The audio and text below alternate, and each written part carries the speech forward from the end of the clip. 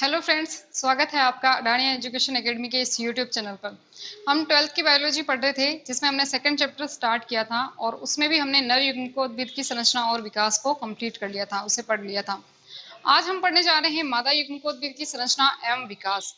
इसमें भी आज हम मुख्य रूप से हम मेनली पढ़ेंगे बीजांड की संरचना, जो कि बहुत ही इंपॉर्टेंट टॉपिक है। क्वेश्चंस पूछे जाते हैं इसमें एग्जाम में, और इसकी संरचना पढ़ने से पहले हम पहले का थोड़ा सा रिवाइज कर लेते हैं ताकि इसमें आसानी रहेगी। तो हमने लास्ट क्लास में फ्लावर का आंतरिक संरचना पढ़ी थी, फूल की यानी पुष्प की आंतरिक संरचना पढ़ी थी, इंटरनल स्ट्रक्चर हमने पढ़ा था। और उसमें हमने देखा था कि जो पुष्प होता है उसमें की आंतरिक संरचना में दो जननांग होते हैं, जिसे नर जननांग व मादा जननांग कहा जाता है। जो नर जननांग था उसमें हमने देखा था कि जो नर जननांग है उसे क्या कहा जाता है, उसे पुंकेसर कहा जाता है, पुंकेसर। और पुंकेसर के हमने दो पार्ट पढ़े थे। किस प्रकार की संरचना है ये पुंकेसर? पुंकेसर में दो पार्ट पढ़े थे हमने। पुंकेसर का जो सबसे ऊपरी भाग होता है जिसे क्या कहा जाता है, परागकोश कहा जाता है, परागकोश कहा जाता है। और द्विपाली संरचना होती है जिसमें कि क्या किसका निर्माण होता है, पराग कण का निर्माण होता है। और परागकोश के नीचे की ओर एक तंतुनुमा संरचना होती है जिसे क्या कहा जाता है, पुतंतु कहा जाता है, पुतंतु कहा जाता है, पुतंतु कहा जाता है। और इसी पुंकेसर को हमने क्या कहा था, इसी पुंकेसर को हमने कहा था लघु बीजाणु पर्ण, लघु बीजाणु पर्ण, लघु बीजाणु पर्ण भी कहा जाता है। आज हम पढ़ने जा रहे हैं अंडक, या हम ये कहें कि जो गुरु बीजाणु पर्ण है, यहाँ पर लिखा है लघु बीजाणु पर्ण। लघु बीजाणु पर्ण किसे कहा जाएगा, पुंकेसर को कहा जाएगा। अब हम पढ़ने जा रहे हैं मादा जननांग, जो कि क्या है, जायांग है, और उसमें आएगा गुरु बीजाणु पर्ण। तो अब हम बात करते हैं कि जो मादा जननांग होता है वो किसका, यानी मादा जननांग जो है, पहले बात कर लेते हैं कि जो मादा जननांग है वो किसे कहते हैं। फ्लावर का जो मादा जननांग होता है, पुष्प का जो मादा जननांग होता है वो कौन होता है, हमने पढ़ा था कि जो मादा जननांग होता है वो जायांग कहलाता है, यानी जिसे जायांग कहते हैं। और जो जायांग है वो किससे मिलकर बना है, या किससे बना है, जायांग जो है इसमें क्या क्या संरचनाएं होती है। तो जायांग जो है वो एक से अधिक अंडप से मिलकर बना होता है। किससे बना होता है, एक से अधिक अंडप से मिलकर बना होता है। अब देखिएगा, जो अंडप है इसी को क्या कहा जाता है, तो इसी को कहा जाता है गुरु बीजाणु पर्ण। क्या कहा जाएगा, गुरु बीजाणु पर्ण कहा जाएगा। यहाँ पर आप अंतर समझिएगा, इसमें कंफ्यूज नहीं होना है। पुंकेसर को लघु बीजाणु पर्ण कहा जाता है, और जो अंडप है उसे क्या कहा जाता है, उसे कहा जाता है गुरु बीजाणु पर्ण। पुंकेसर को लघु बीजाणु पर्ण, अंडप को क्या कहा जाएगा, गुरु बीजाणु पर्ण कहा जाएगा। बात करें अंडप की संरचना की, कि अंडप जो है किस प्रकार की संरचना है, तो देखिए अंडप जो है एक फ्लास्कनुमा संरचना है, फ्लास्कनुमा संरचना, फ्लास्कनुमा संरचना। अंडप जो है एक फ्लास्कनुमा संरचना है, जिसके हमने मुख्यतः तीन पार्ट पढ़े थे। तीन पार्ट कौन कौन से होते हैं, तो देखिए जो अंडप है उसके तीन पार्ट कौन कौन से होते हैं। तो हमने देखा था कि जो अंडप है उसमें सबसे ऊपर की ओर, सबसे ऊपर की ओर क्या होता है, सबसे ऊपर की ओर होता है वर्तिकाग्र। क्या होता है, वर्तिकाग्र। वर्तिकाग्र क्या संरचना है, तो वर्तिकाग्र को हम ये कह सकते हैं कि ये पराग कण का प्लेटफॉर्म है, या परागकण का प्लेटफॉर्म का कार्य करता है। क्योंकि जब हमने परागकण की एक परिभाषा पढ़ी थी जिसमें हमने देखा था कि जो परागकोश है उससे परागकण बाहर निकलकर सबसे पहले कहां पर आते हैं, वर्तिकाग्र पर पहुंचते हैं।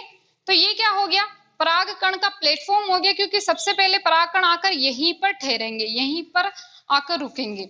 इसके बाद वर्तिकाग्र के नीचे जो है एक नलिकाकार संरचना होती है। क्या होती है, एक नलिकाकार संरचना होती है, जिसे क्या कहा जाता है, तो जिसे वर्तिका कहा जाता है। क्या कहा जाएगा, वर्तिका कहा जाएगा।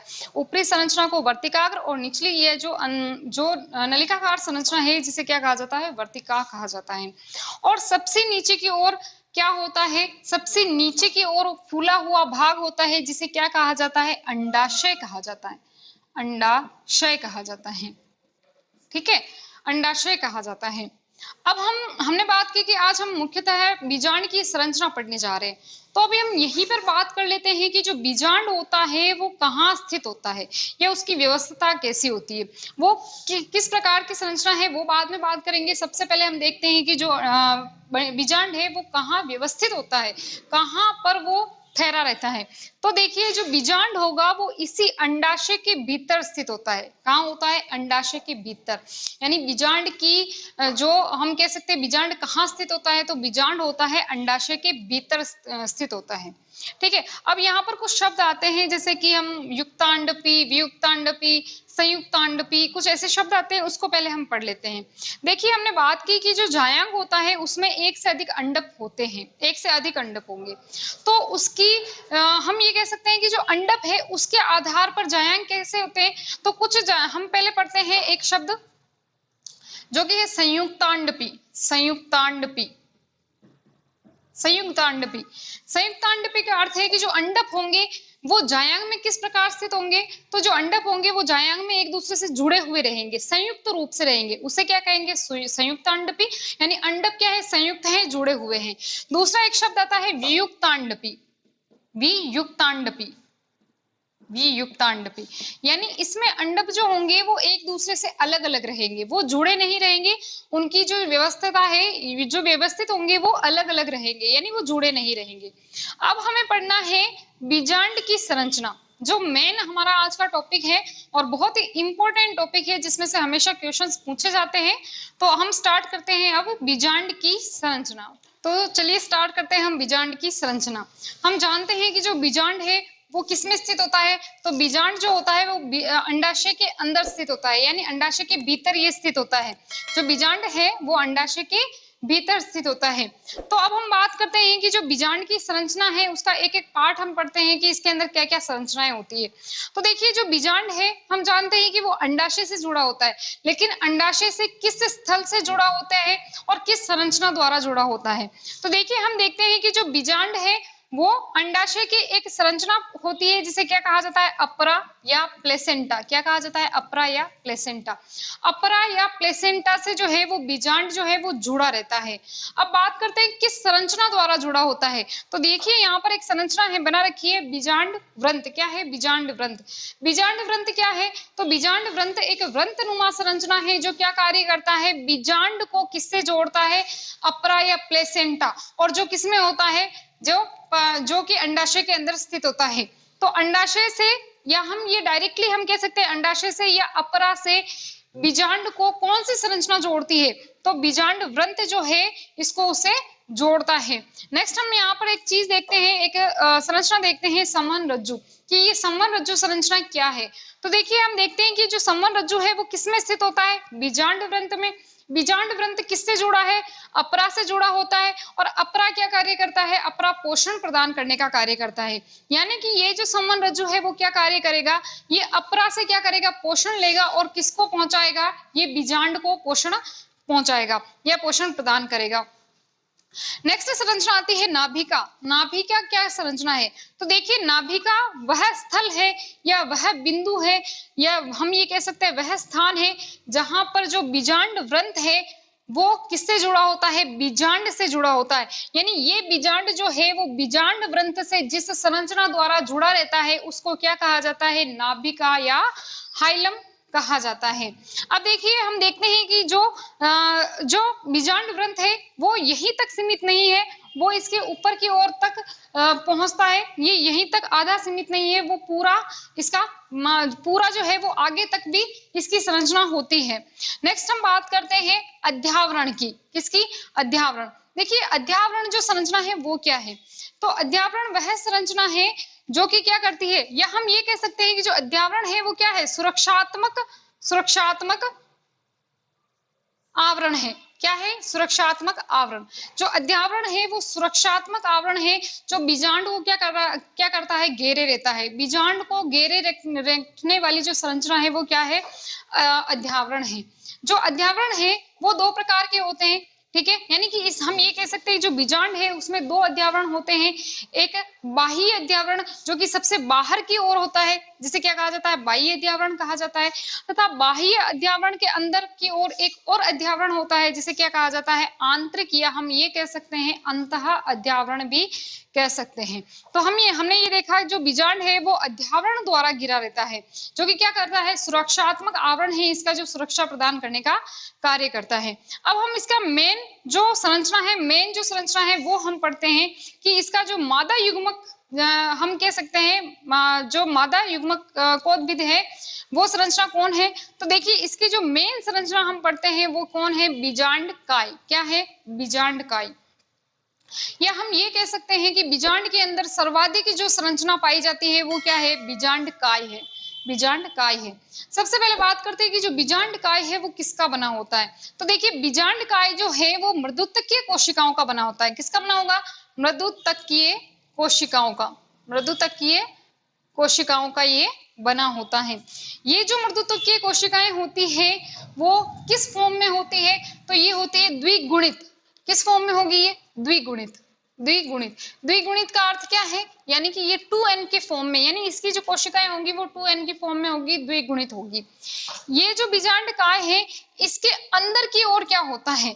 तो देखिए इसके अंदर की ओर हम मुख्य भाग पढ़ते हैं जिसे हम कहते हैं भ्रूण कोश। क्या कहते हैं? भ्रूण कोश, या हम कह सकते हैं मादा युग्मकोद्भिद। तो इसके अंदर होता है मेन जो पार्ट है भ्रूण कोश। अब हम इसकी एक बार संरचना देख लेते हैं कि भ्रूण कोश जो संरचना है वो क्या है। इससे पहले हम ये बात करते हैं कि हमने अभी अभी पढ़ा अध्यावरण के बारे में, यानी कि ये जो अध्यावरण है वो पूरे के पूरे जो बीजांड है उसको ढके रहने का कार्य करता है। लेकिन जहां पर ये अध्यावरण अनुपस्थित होगा, जहां पर ये अध्यावरण नहीं पाया जाएगा, उसे क्या कहा जाता है? तो देखिए उसे कहा जाता है बीजांड द्वार। क्या कहा जाएगा? बीजांड द्वार। यानी जहां पर अध्यावरण अनुपस्थित रहेगा उस संरचना को क्या कहा जाएगा? ये उस स्थान को क्या कहा जाएगा? बीजांड द्वार कहा जाएगा। और बीजांड द्वार के बिल्कुल सामने की ओर जो संरचना होती है उसे क्या कहा जाता है? निभाग कहा जाता है। क्या कहा जाता है? निभाग कहा जाता है। और ऐसा माना जाता है कि निभाग से ही किसका निर्माण होता है, किसकी उत्पत्ति होती है? तो निभाग से ही जो है अध्यावरण की उत्पत्ति होती है। अब हम बात करते हैं भ्रूण कोश की। बहुत ही इंपॉर्टेंट संरचना है भ्रूण कोश। कैसी संरचना है? तो सबसे पहले बात करते हैं जो भ्रूण कोश है वो किसके अंदर है? बीजांड काय के अंदर उपस्थित है। बीजांड काय के अंदर कौन है? भ्रूण कोश है। और भ्रूण कोश कैसी अवस्था है या कैसी संरचना है? तो हम ये कह सकते हैं कि भ्रूण कोश 7 कोशिकीय व 8 केंद्र की एक संरचना होती है। किस प्रकार से? तो देखिए इसके अंदर क्या होगा? जो भ्रूण कोश होगा, इसको मैंने बड़ा करके यहाँ पर दिखाया है कि जो भ्रूण कोश होगा उसमें 7 कोशिकाएं उपस्थित होगी। जो लेकिन केंद्रक कितने होंगे? तो देखिए केंद्रक होंगे 8 केंद्रक, इसीलिए इसे 7 कोशिकीय 8 केंद्रक की संरचना भी कहा जाता है। किस प्रकार होती है ये? किस प्रकार इसकी कोशिकाएं होती है? किस प्रकार इसमें केंद्रक होते हैं? तो देखिए सबसे ऊपर की ओर 3 कोशिकाएं उपस्थित होती है। ये जो हम पढ़ रहे हैं, ये जो संरचना हम पढ़ रहे हैं भ्रूण कोश की संरचना, उसमें सबसे ऊपर की ओर 3 कोशिकाएं होती है। इन कोशिकाओं को क्या कहा जाता है? प्रतिमुखी कोशिकाएं। कौन कौन सी? पहली ये कोशिका, दूसरी और 3। ये जो 3 कोशिकाएं हैं उन्हें क्या कहा जाता है? प्रतिमुखी कोशिका। यानी हम बात करें कोशिकाओं की संख्या, यानी सबसे ऊपर की कोशिकाएं कितनी होती है? तो सबसे ऊपर 3 कोशिकाएं स्थित होती है। और इन 3 कोशिकाओं में केंद्रक भी कितने होंगे? तो केंद्रक भी कितने होंगे? 3 केंद्रक उपस्थित होंगे। नेक्स्ट हम बात करते हैं कि इसके नीचे की ओर जो है एक हम कह सकते हैं नाशपति आकार की एक बड़ी कोशिका होती है, जिसे क्या कहा जाता है? अंड कोशिका कहा जाता है। क्या कहा जाएगा? अंड कोशिका। उसमें भी एक केंद्रक उपस्थित होता है तथा उसके दोनों की ओर 2 कोशिकाएं और उपस्थित होती है, जिसे क्या कहा जाता है? सहायक कोशिका कहा जाता है। अंड कोशिका के दोनों ओर 2 कोशिकाएं उपस्थित होती है, जिन्हें क्या कहा जाता है? सहायक कोशिका कहा जाता है। यानी हम इन तीनों को सम्मिलित रूप से क्या कह सकते हैं? अंड समुच्चय कह सकते हैं। इन तीनों को सम्मिलित रूप से क्या कहा जाता है? अंड समुच्चय कहा जाता है।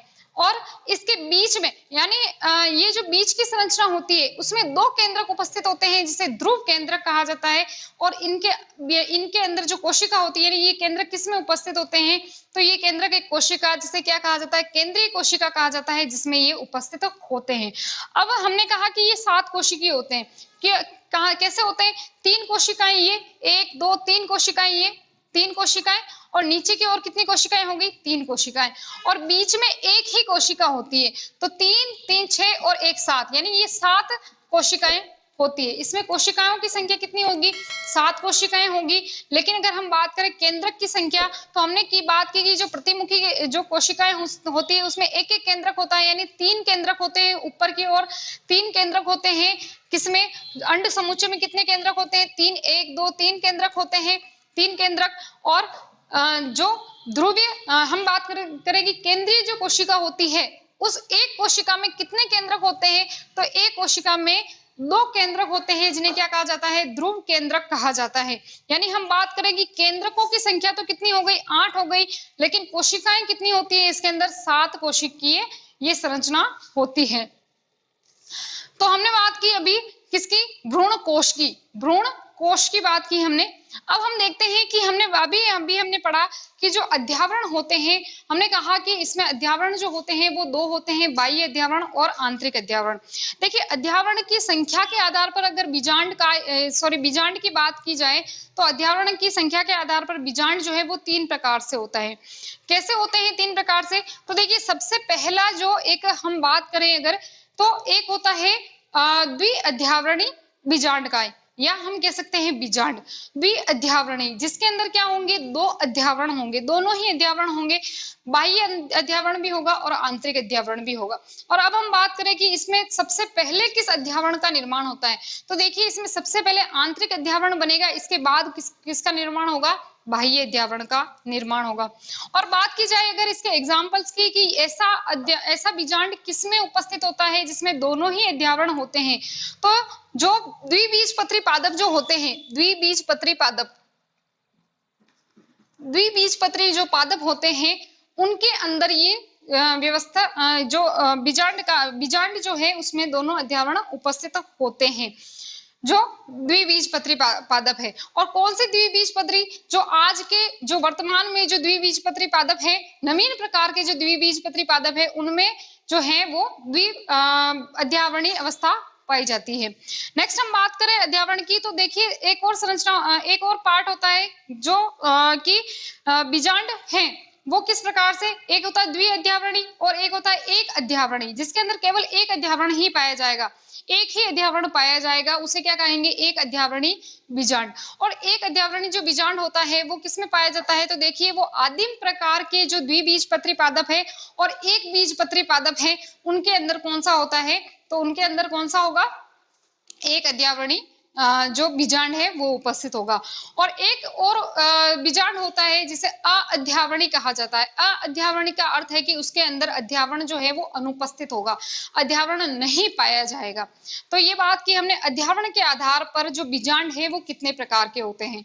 एक बार हम इसे एक बार पुनः समझ लेते हैं कि जो बीजांड है वो किस प्रकार की संरचना है। तो हमने बीजांड में हमने सबसे पहले बात की बीजांड व्रंत की, जो बीजांड व्रंत होता है वो किस प्रकार की संरचना है, तो बीजांड जो व्रंत है वो एक व्रंतनुमा संरचना होती है जो क्या करती है, बीजांड को अपरा से जोड़े रखने का कार्य करती है। और इसी में संवहन रज्जु उपस्थित होते हैं जो अपरा से पोषण प्रदान करते हैं, और किसको पोषण लेकर किसको देंगे, तो ये बीजांड को पोषण प्रदान करने का कार्य करते हैं। नाभिका क्या है, क्वेश्चन पूछा जा सकता है कि नाभिका क्या है, तो नाभिका जो है वह स्थल है जिस पर क्या होता है, बीजांड व्रंत जो है, बीजांड व्रंत और जो बीजांड है वो आपस में जुड़े होते हैं। बीजांड व्रंत और बीजांड जो है आपस में जिस स्थान से जुड़े होते हैं उसे क्या कहा जाता है, नाभिका कहा जाता है, जिसे इंग्लिश में क्या कहा जाता है, हाइलम कहा जाता है। इसके बाद में हमने अध्यावरण की बात की कि अध्यावरण के आधार पर भी जो है वो बीजांड कितने प्रकार से हो सकते हैं, 3 प्रकार से हो सकते हैं, द्विअध्यावरणी, एक अध्यावरणी व अध्यावरणी। तो इसमें सामान्यतः है कितने अध्यावरण होते हैं, 2 अध्यावरण होते हैं। बाहर की ओर जो अध्यावरण होता है उसे बाह्य अध्यावरण, और आंतरिक अध्यावरण को जो अंदर की ओर होता है उसे क्या कहा जाता है, आंतरिक अध्यावरण कहा जाता है। अध्यावरण के अंदर की ओर एक मुख्य भाग होता है, एक मुख्य संरचना होती है जिसे क्या कहा जाता है, जिसे बीजांड काय कहा जाता है। क्या कहा जाता है, बीजांड काय कहा जाता है। और हम ये कह सकते हैं कि जो बीजांड काय है वो बीजांड का सर्वाधिक बनने वाला भाग है, यानी बीजांड के अंदर सर्वाधिक भाग किसका होता है, तो सर्वाधिक भाग होता है बीजांड काय का होता है। इसी बीजांड काय के अंदर क्या होता है, तो भ्रूण कोश उपस्थित होता है। भ्रूण कोश की हमने संरचना पढ़ी कि भ्रूण कोश जो है वो 7 कोशिकीय व 8 केंद्रकीय संरचना होती है, जिसमें 7 कोशिकाएं उपस्थित होती है, जिसमें 3 ऊपर की ओर प्रतिमुखी कोशिकाएं और 3 नीचे की ओर, जिसमें एक नाशपति आकार की कोशिका होती है जिसे अंड कोशिका कहा जाता है, तथा उनकी जो 2 कोशिकाएं होती है साइड में जो 2 कोशिकाएं होती है जिन्हें सहायक कोशिका कहा जाता है, इसे तथा इसे सम्मिलित रूप से क्या कहा जाता है, अंड समुच्चय कहा जाता है। और बीच के अंदर क्या होता है, तो बीच में इसमें 2 केंद्रक पाए जाते हैं, जिसे क्या कहा जाता है, ध्रुव केंद्रक कहा जाता है। और उनकी जो कोशिका होती है जिसे क्या कहा जाता है, केंद्रीय कोशिका कहा जाता है, क्योंकि ये केंद्र के अंदर स्थित होती है। तो ये बात की हमने बीजांड की संरचना। तो नेक्स्ट हम पढ़ते हैं बीजांड के प्रकार, यानी बीजांड जो है वो कितने प्रकार का होता है। तो सामान्यतः जो बीजांड है वो 6 प्रकार का होता है। सबसे पहला है ऋजु बीजांड, दूसरा है प्रतीप बीजांड, तीसरा वक्र बीजांड, अनुप्रस्थ बीजांड, अर्ध प्रतीप बीजांड और कुंडलित बीजांड। यहाँ पर मैं एक चीज बताना चाहूंगी कि जो हमने अभी बीजांड की संरचना पढ़ी है वो किस प्रकार का बीजांड है, तो वो है प्रतीप बीजांड। किस प्रकार का बीजांड है? प्रतीप बीजांड जो है उसकी संरचना हमने पढ़ी है। अब हम एक एक बीजांड को देख लेते हैं कि ये जो बीजांड है, 6 प्रकार के जो बीजांड है वो किस प्रकार की संरचना है। ऋजु बीजांड क्या होता है इसमें? तो देखिए इसमें बीजांड द्वार, बीजांड द्वार किसे कहा? हमने कहा कि जो अध्यावरण है वो जिस स्थान पर जुड़ा नहीं रहता है, जिस स्थान पर अध्यावरण नहीं होता है उसे कहा जाता है बीजांड द्वार। निभाग और बीजांड वृंत एक सीधी रेखा में स्थित, यानी कि ये तीनों ही कैसे होंगे? एक सीधी रेखा में स्थित होंगे। ऐसे बीजांड को क्या कहा जाएगा? ऋजु बीजांड कहा जाएगा। अगर हम बात करें कि ऐसा बीजांड किसमें उपस्थित होता है, किन पादपों में उपस्थित होता है, तो देखिए ये पोलीगोमेनेसी पाइपेरेसी कुल के पादपों के अंदर ये ऐसा बीजांड जो है वो उपस्थित होता है। नेक्स्ट पढ़ते हैं हम प्रतीप बीजांड, जिसकी हमने अभी भी संरचना पढ़ी। उसमें हमने क्या देखा कि जो बीजांड वृंत है, बीजांड वृंत जो होता है वो क्या करता है? 180 डिग्री पर घूमकर उल्टा हो जाता है। बीजांड वृंत क्या होगा? 180 डिग्री पर घूमकर कैसा हो जाएगा? उल्टा हो जाएगा। और जिससे बीजांड द्वार जो होता है वो हाइलम के समीप आ जाता है, हाइलम के समीप आ जाता है। हाइलम क्या संरचना है? तो हमने अभी पढ़ा कि हाइलम जो होता है वह स्थान होता है जहां पर क्या होता है? बीजांड द्वार और बीजांड जो है उस स्थान पर जहां मिलते हैं उसे क्या कहा जाता है? हाइलम कहा जाता है। तो इसमें क्या होगा? जो बीजांड द्वार और जो हाइलम है वो एक दूसरे के पास स्थित होते हैं, यानी वो एक दूसरे के क्या हो जाते हैं? समीप आ जाते हैं। और बीजांड द्वार और निभाग जो है एक सीधी रेखा में उपस्थित स्थित होते हैं। नेक्स्ट हम इसके उदाहरण देखें कि ये किसमें उपस्थित होता है। तो ये आवृत बीजीय पौधे के 82% कुल के पादपों में, यानी कि आवृत बीजीय पादप की हम बात करें तो उसके जो 82% 82% जो कुल के पादप होंगे उसके अंदर कौन सा बीजांड होगा? तो उसमें प्रतीप बीजांड उपस्थित होगा। नेक्स्ट हम बात करते हैं वक्र बीजांड की। वक्र बीजांड क्या होता है? तो देखिए जो वक्र बीजांड होता है उसमें बीजांड द्वार एवं निभाग एक सीधी रेखा में स्थित नहीं होते हैं। जो बीजांड द्वार है और जो निभाग है वो एक सीधी रेखा में उपस्थित नहीं होंगे। निभाग बीजांड वृंत के समकोण पर स्थित होता है। जो निभाग होगा वो कहाँ होगा? बीजांड वृंत के समकोण पर स्थित होगा। और निभाग हमने बात की, निभाग क्या है? तो बीजांड जो द्वार जो होता है उसके सीध के, हम ये कह सकते हैं विपरीत दिशा में जो संरचना होती है उसे हम क्या कहते हैं? निभाग कहते हैं।